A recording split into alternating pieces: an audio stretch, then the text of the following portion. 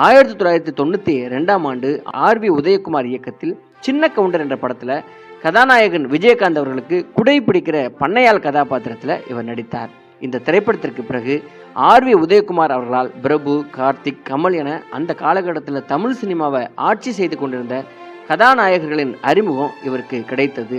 அந்த இடத்துல இருந்தால் அவருடைய வளர்ச்சி ஆரம்பித்திருக்கிறது.